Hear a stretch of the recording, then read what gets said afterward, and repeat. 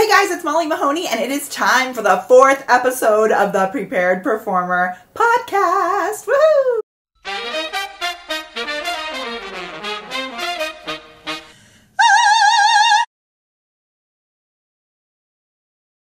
Hey guys, it's Molly from thepreparedperformer.com, and I'm so excited about our special guest today.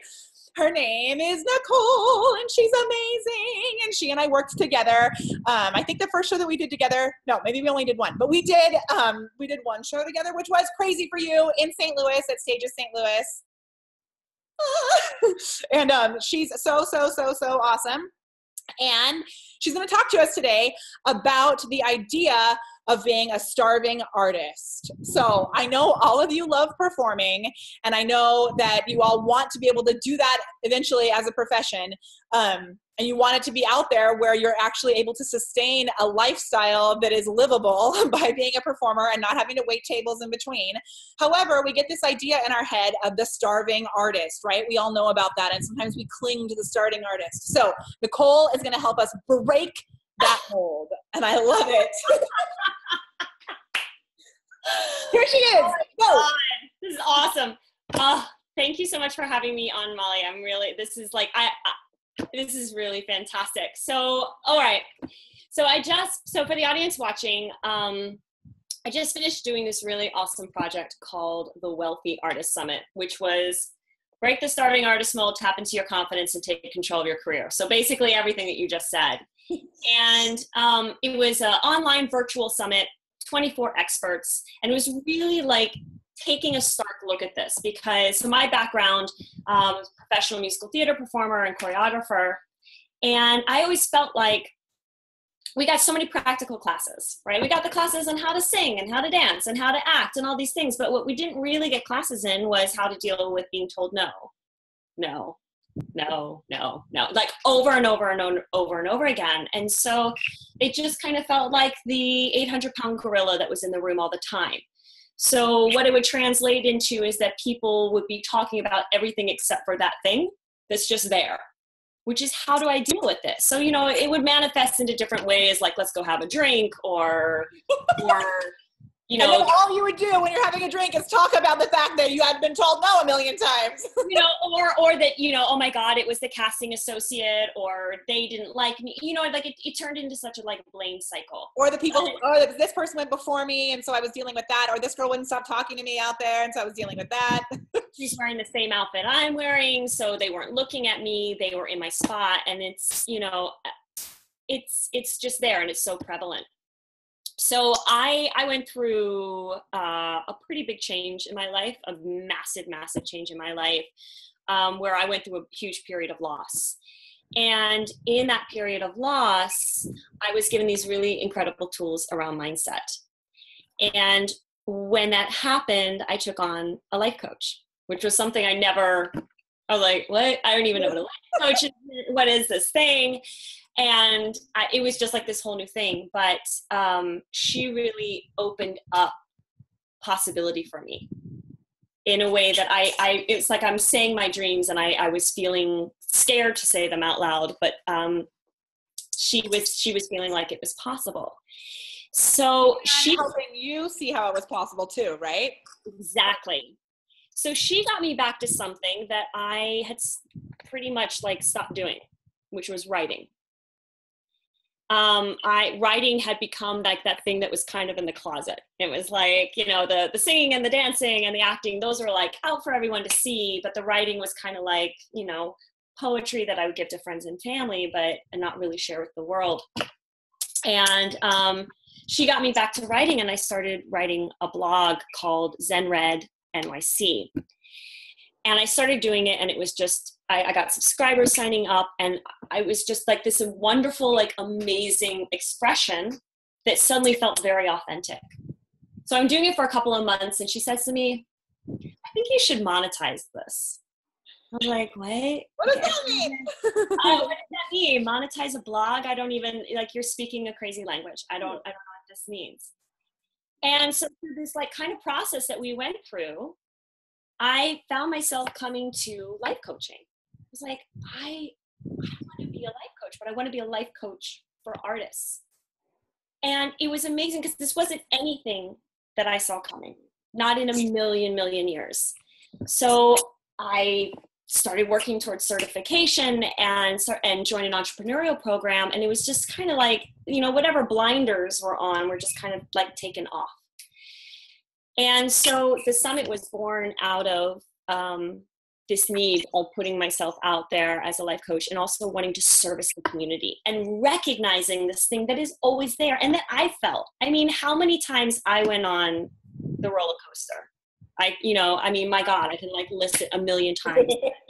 I went for a drink, or I was complaining about the casting associate, or whatever it was. But what was also, I think another part of it is, and I can even like imagine myself sitting with you underneath those payphones at Equity that used to be there. Because the other thing is that you get to auditions and you love the people that you're there with, right? Like when I would get to see you at auditions or other people at auditions that I loved, it'd be exciting and like a way to reconnect. And so you trick yourself into being like, we're just here having fun. No, it doesn't matter if anybody says no to us, which like, and yes, that's part of the whole mindset thing too, right? Is like enjoying all of that. But underneath it all, if you're really like, like having some freak out session, I don't know, there's so many levels. There's like this prevalent sense of scarcity, which basically is there's not enough. There are not enough jobs. There aren't enough slots. Like there's just not enough. And so, if you start thinking that there's not enough in one thing in your life, you're going to start thinking there's not enough in like everything in your life. So it's like if you're viewing the audition process and your career that way, then guess what? It's going to affect everything. And most likely it's going to affect your bank account. Right. Totally. Like, and it's going to affect everything. So I was talking to Nikki about how when I first saw the Wealthy Artist Summit that I was like, oh, this is a financial program. Perfect. And so at our masterclass with Anthony Boyer, I was like, yes, yeah, she's got like all of our financial answers are going to be, she's going to solve all of them, put it all into a system, and it's going to be amazing. So, which the trick is actually a lot of our financial problems can be changed with just one thing. Right?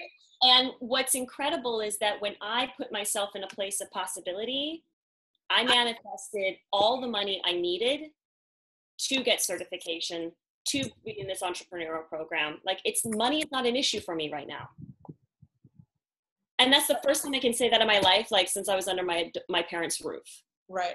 So there is something very powerful in taking the leap. And when I took the leap, I didn't know that I was going to have money coming in. Yeah. So there is something so powerful in that. And also I still choreograph professionally and I still dance. And last year when I was still performing, the difference was massive.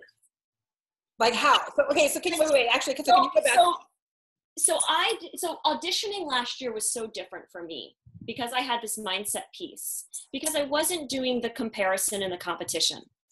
It really was a clarity around who I was as a person, because I really come face to face with that. So that when I'm going into the room, it wasn't about me versus the person next to me. It was really just me. Yeah. In the moment. Totally. So I don't have like the crazy stuff going on, which is that I'm either in the past thinking about the audition that didn't go well. Right.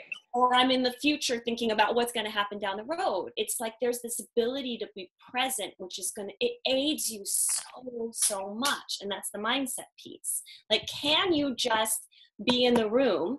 Can you do whatever it takes for you to be connected to your breath and be in the room so that you really can put your best foot forward? Right. Because we all, like, it's never a question of talent. Yeah. Well, and that's what I always say to my students is that there's only one thing that you can actually bring into the room that's different than anybody else, that's going to be better than anybody else or different. And that is you. Like you, there's no way. And so many times we're trying, but they're not going to want this. They're not going to want that. They're going to want this. We have no way of knowing that. So the only solution we have is to celebrate who we are in the room and just love that. Yeah. Right. And if you're walking into the room going, they're not going to want this, they're not going to want it. Guess what? They're not. They're not. Exactly. You've already made the decision.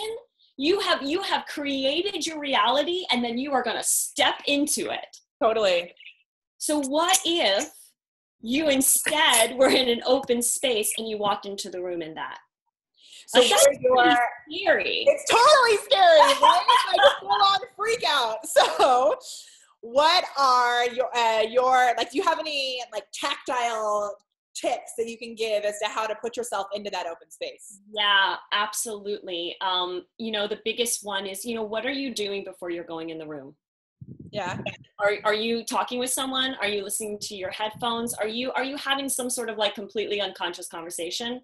Or are you really getting centered in your body? And so what are your tricks for getting centered? Do you have tricks for getting centered into your body? Yeah. So, you know, I think that I think it's the preparation for going into, let's back up. Okay, yeah. You know, what are you singing? Who are you singing for? Like, it's being prepared. Okay, and that's always I always say, if you aren't prepared, then you are screwed and you should be nervous. Like, right? Right. So it's that there's a really important accountability piece here, which is knowing knowing what you need to know before you go in. Now, I know, and we've all been there, where you've got like some crazy big callback and they've given you like the crazy big stack and you're freaking out because you're like, I had just enough time to go through these 5 songs once. Right. Okay. That's something else entirely. But that's a chance also, like you said, to recognize that and not try to pretend that you are in a different place, because that's the place that you're at and they know that, right? Right, exactly. So you can just walk in the room and be like, I'm going to do my best, but you're not in the future where you're like, I don't know what's going on. Just be like, just be present. So do whatever you can do beforehand, being prepared, knowing your music, knowing your, you know, getting your sleep. And that's like failure. You know, basic care for your health. You know, it's so interesting. I was at a party it was a meet and greet. We had our first rehearsal for our show and choreographing, and we had like a meet and greet party afterwards. And there was a dancer there, and she was talking about whether or not she was going to go to an audition in the morning. But the way she was speaking about it, it was almost like, well, I might go get my nails done tomorrow. And it's like, what are you doing? Wait, but you know, if you're viewing getting your nails done in an audition in the same sort of headspace, then you've already made a decision about that audition. Yeah. As opposed to showing up and being accountable because this is what you want to do. And like, so then it would be that you have to show up before you actually show up when you're even talking about the audition and saying, you know, I have an important appointment in the morning. It's not, you know, I have this maybe possibility of this job I might get. The job is getting there and getting, you know, being at the audition and being present in it. That's cool. I like that. Yeah. Show up the night before. At its core too is such a larger piece. And this is another thing that I don't really think gets spoken about the most, which is trusting yourself. Yeah. And trusting what it is that you're bringing into the room. This is huge. And I feel like it's kind of covered up with different languaging, but that's really what it comes down to. Because if you're not trusting your 16 bars or you're not trusting your pirouette, there's an issue there. Yeah. Because if you're not trusting that, then again, you're in the past when it didn't work out, or you're in the future for when you're going to fall out of it, as opposed to being able to be present. So it really does take some great preparation so that in the moment you can kind of go like this and be present, but also that you can trust the incredible talent that you have.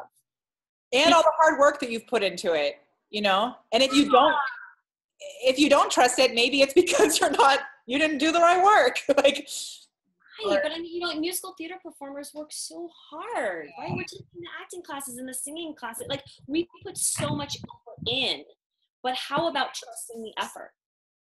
Yeah. So there's that's like a core piece. But then as far as like a quick hack, yeah, you know, the quick hack is connecting to your breath. And this sounds so basic. It's like people are like, oh, whatever, the breath. Yeah. But there's a like I'm talking about, really, that is the only thing. So that means that's the only thing that's going on, not the circus, not the monkey mind. It's your breath. So that you're walking into that room from an open space as opposed to a carousel of, you know, rejection. Yeah. So that when you go into the room, you can take in whatever happens, whether it's the accompanist playing something wrong or the director going, ooh, can you sing a second piece? I mean, on this summit, I interviewed Jeff Whiting, who's a Broadway director. And he really talked about how important it is to come in the room and be yourself. And that he was saying that if you walk in the room and you're too much like, it's done. And similarly, if you walk in the room and you're like, well, I don't need you. Right. Because really what those are their two extremes. And their defense mechanisms too, right? Right, because they're both based in ego. As opposed to being based in your self-trust and being centered and knowing why you're there. Why are you auditioning for this production? Why are you in this career? And what your audition is. Yeah. And he said, he was like, he will purposely ask the person for a second piece if he's interested, because he wants to see how they handle it. Because if they kind of start to freak out, that's a red flag for him. Mm-hmm. And so he knows, well, I can't really trust them in a show because he's working at a Broadway level. And at a Broadway level, you know, you go through previews and the show is constantly changing. So, you know, he's looking for people that are going to be malleable. I love what you said about trust again there, because if you're not trusting yourself with your book, if you're not trusting that you know that you have a book that you are prepared with, because Anthony Boyer at our Agent Masterclass said something similar, that if he says, great, can you sing something that, you know, shows me a really high, do you have any high soprano songs? I'd love to hear your high soprano. And you're like, oh, well, I kind of have this and this. And he's like, you don't know your book? Then you done. Like, you don't even know what you have. But if you're not trusting yourself like that, then how do you expect them to trust you? Exactly. Right? Exactly. Awesome. And Jeff was saying this, and I loved it too, was he was talking about the power of collaboration. Because ultimately, you know, one job doesn't happen without the other. Yeah. The actor doesn't have a job without the director, but the director doesn't have a job without the actor. Let's not forget that. Totally. We provide jobs for directors, for casting directors. Like, we're all connected. So, you know, when you try to put in like a master-slave mentality, that's not helping anybody either, because we create jobs too. That's totally true. I don't know why. That makes me think of when I first did my first cruise ship job.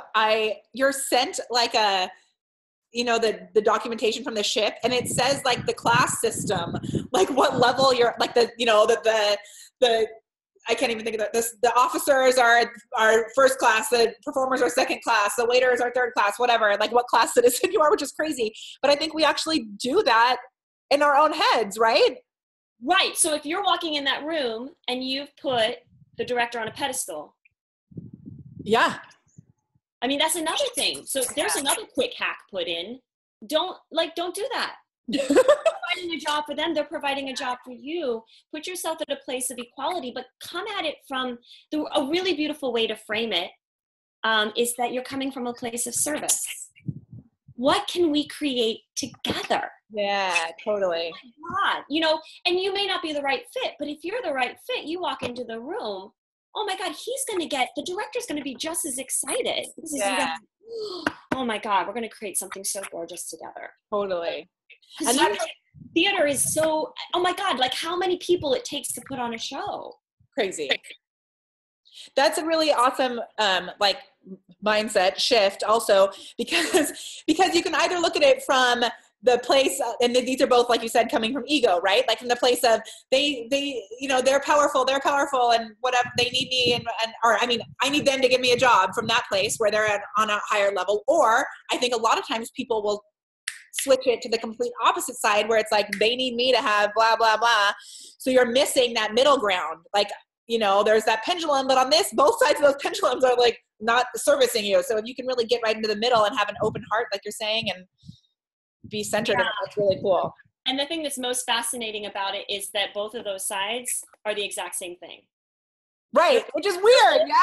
They're both coming from a place of fear, and they're coming from a not enough. So it's coming back to that scarcity. You know, whether you make the decision to blame the person and say, I don't need you, or you make the decision to, you don't need me, it's Right. still coming from the exact same place.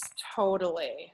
So the real courage is to be able to be in that place of trust and that place of authenticity and come in and perform an audition from that place. Because when that happens, everything opens up. And like going back to when I was performing last year from this kind of place, oh my God, like it was night and day. I cannot, like, rehearsals and performances, like they were just so different. And the whole creative process, it flows. There isn't that kind of like stuck feeling because it's coming from that place of authenticity and service as opposed to scarcity. And like the idea of what can we create together. I love that, right?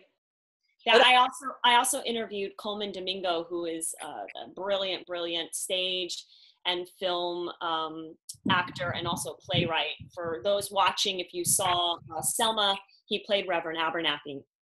But I worked with him on the Scottsboro Boys when it was off Broadway, and he's just this beautiful soul. And he was talking about, he feels like the art that really succeeds is the art that comes from a place of service, that it's art that comes from a place of we, and that it fails when it comes from a place of I. Yeah. So again, coming back to the ego, walking into that room and it's I, you're not taking into account the accompanist, you're not taking into account the director or the casting director or the choreographer, like who else is in the room? Or you're taking it into account and you're doing this, right? Like, not good. Yeah, so cool. I love that. I love that. I feel like even just talking about it, this is so weird, but I'm like, I get kooky and weird sometimes, but I feel like it makes my heart to feel like it's opening more, just even talking about it from that place. You know, there's like a physical sensation of. Yeah. And there's a consciousness to this that doesn't really, this is again, another part that doesn't really exist. At least I didn't feel existed in our community. Yeah. You know, with that 800-pound gorilla is also these kind of conversations. Well, and I feel like in at school, like definitely this did not happen. I mean, you do that like you start with the, you know, I always talk about like how Stanislavski says work on oneself is the first thing on the acting chart. So that is mentioned, and you do your, like, I know we'd always do these check-ins, and I'm so grateful for my, you call it university experience, but it's like all, you know, but then it's all that stuff is applied, for me, it was applied to the character, not applied to how I'm going to actually deal with my life. Right. And this was another huge thing that came up in the summit, which I was so grateful for, is that they're not separate. No, not at all. Yeah. Stop separating your life from your career. Like when your life is rich, your career will be rich, because as actors, we're not pulling this stuff from thin air. We're pulling it from ourselves. And we're not painting with a brush. We're painting with ourselves, you know, which I know people who paint are pulling it from themselves as well, but it really is coming from inside you. It's not, you are the only medium. Right, exactly. Yeah. There was something else in that. Oh, so I feel like also in New York, I mean, I did a lot of Alexander technique work with this woman, Chloe Wing, who was such a fairy godmother to me, and she passed away not too long ago. But there's so many things about, you know, getting into your body and things like that you're talking about. As dancers, we dance in our bodies, but it's also robotic, a lot of it. It's not really I'm glad you brought that up, and I had a real aha around that too, because my dancing has really changed, is I recognized that for the longest time my dancing was all based externally. Like, yeah, we grew up with a mirror. Anyone who had a training that was rooted in ballet, it was all about the mirror. But if you're able to be coming from a place of truly connected to the body as opposed to an external perfectionism, that's going to make a big difference too, because then you really are telling a story. And that's what makes musical theater dancing so exciting. Yeah. Is that you're telling a story, you're forwarding the plot. You know, there's a reason why at this point in the song, we all start breaking out in like some amazing tap routine or something like that, because we're telling a story. Totally. But if there is this kind of, you know, outward mirror of always like, oh, well, do I, is this right or is this right? Then that's going to really stick that. So Jeff Whiting, the director, again, was talking about the difference between speaking to actors and speaking to dancers in production. And this is, I was like, oh my God, I've never heard it said this, but it totally goes in line with this conversation. He said, to the actor, if he's talking about them needing to make a cross, like let's say during this number, I'm going to need you to, you know, cross stage left and pick up the milk can, something. He'll talk to the actor from the inside out. So I need you to go and get the milk can because you're thirsty. But to the dancer, he's going to talk from the outside in. I need you to tombe pas de bourrée to the milk can. Right. So this is a good and bad thing, right? Because it perpetuates it, but it's also not opening up this other part that's accessible to the dancer. Right. So did he say that he might? Could you tombe pas de bourrée because you're thirsty? Right. Yeah. Did he say that, or was that not a not? No, was it? No. He didn't say that. But it was just interesting how he was talking about these kind of mindsets, and I went, oh my God, because my first training was as a dancer. Yeah. And then I learned to sing, and then I learned to act. So I was totally like, oh my God, yes, I was outside in, because I struggled so much in acting class because I wasn't connected with the internal life. And that's where I feel musical theater and that type of training is so, like acting training is so great for dancers when they can get past that. And then even if they're not planning on doing musical theater, but they're planning on performing solely as a straight dancer, that they can bring that into their life. Like, I feel like our mutual friend Nova Bergeron, like that woman was so ridiculous, but every time I'm sure the moment she was born, like there's so much of whatever is in her soul coming to the forefront, you know, as that. And it's like coming from the inside out as a dancer, whatever you're doing, as a singer as well, just if you're planning on solely singing, that's so important too, but difficult and scary. Yeah, exactly. And it's like we're bringing up Nova as an example, but you know, and I'm sure anyone listening right now is thinking of that performer, that dancer, that they're just kind of like, there's something about them. And I feel like that something is their truth.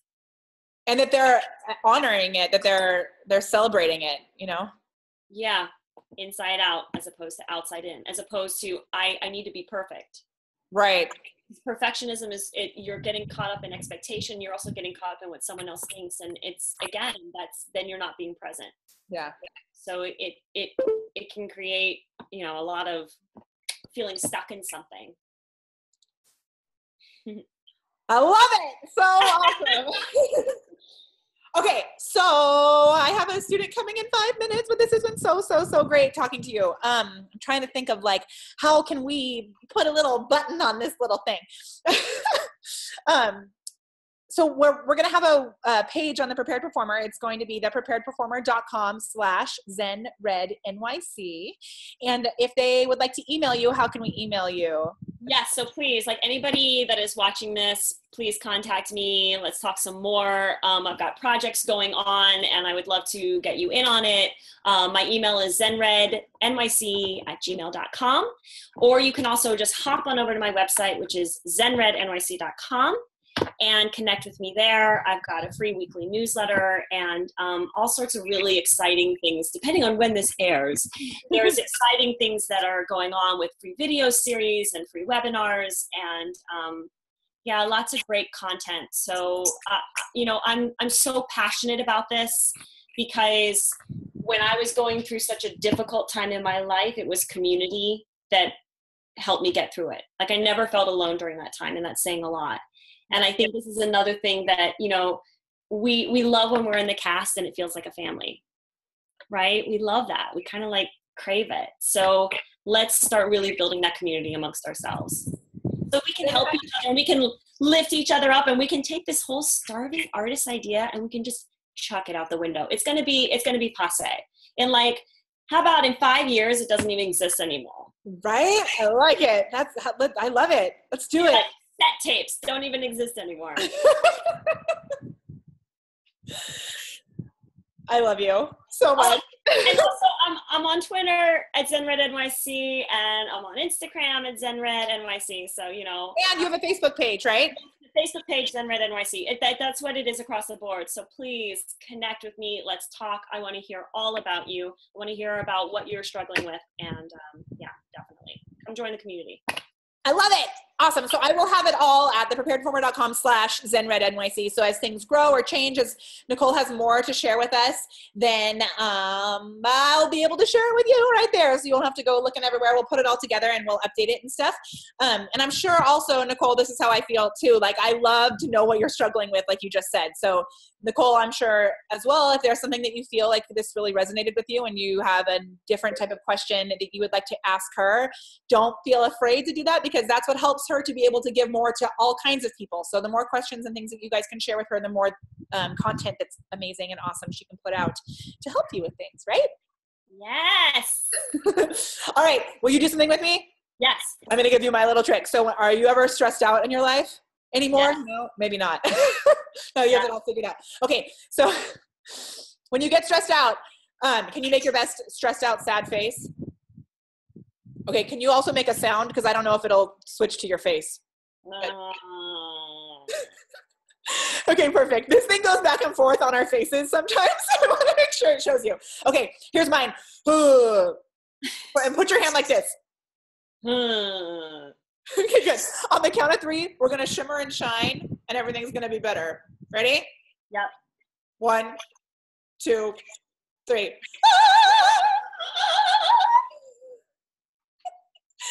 Perfect. All right. I love you. Bye, prepared performers.